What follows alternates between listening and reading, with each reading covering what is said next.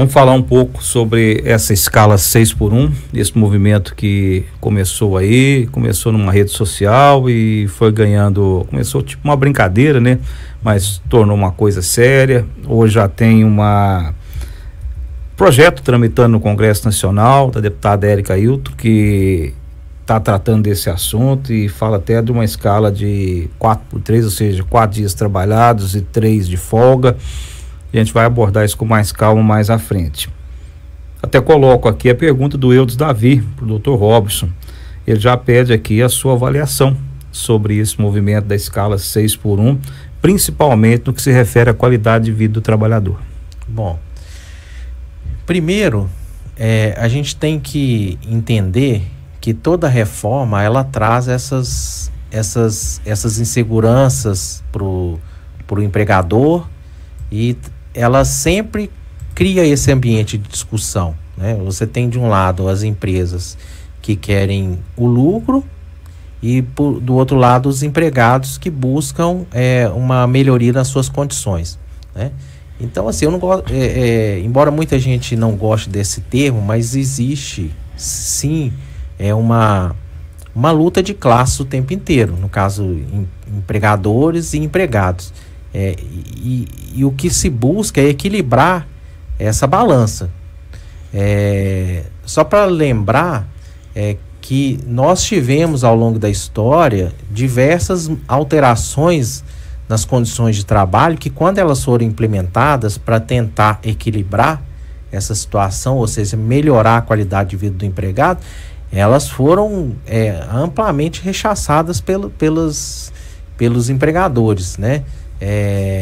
As empresas, os donos de empresas, né, todas elas sempre vieram à tona dizer o seguinte: não, acabou, não tem como você ter empresa, não tem como empreender, né? Foi assim, por exemplo, com o 13º salário, quando ele foi implementado. Foi assim quando lá na Revolução, na época da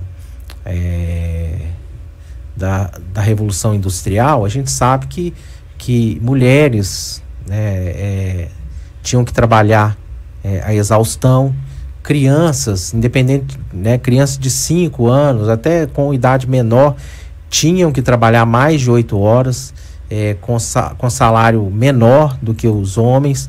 Os homens tinham que trabalhar de segunda a segunda. Então, assim, toda vez que você tenta equilibrar essa balança, sempre vai haver essa discussão e esse discurso, para falar a verdade, de que não, agora acabou, as empresas não vão suportar. Então, assim, eu sabia que não ia ser diferente em relação a essa proposta de emenda constitucional de diminuir a jornada de trabalho, né? O que a gente tem que buscar entender é o seguinte: primeiro, a gente tem hoje uma condição muito diferente do início do século XX, né? Que lá da Revolução Industrial. Hoje você tem a revolução digital. Então hoje você tem inteligência artificial, você tem uma modernização de todo o parque industrial, né? Você tem automatização, robôs que fazem atividades, né, que antes eram desenvolvidos por pessoas. Então, assim, essa tecnologia toda, ela tem que vir para criar um ambiente mais propício. Mas ainda ela é muito restrita, né? É restrita. É uma pequena parcela das indústrias que consegue investir nisso. Mas a questão toda e ao mesmo tempo, né, tem que salientar também que quando ela investe nisso, você exclui o posto de trabalho. Num primeiro momento, sim. Na verdade, você não exclui. Porque assim, você tem, por exemplo, quando eu tinha 15 anos, eu trabalhei de assessorista. Hoje em dia, se você perguntar para muitas pessoas, nem sabe o que é isso, né?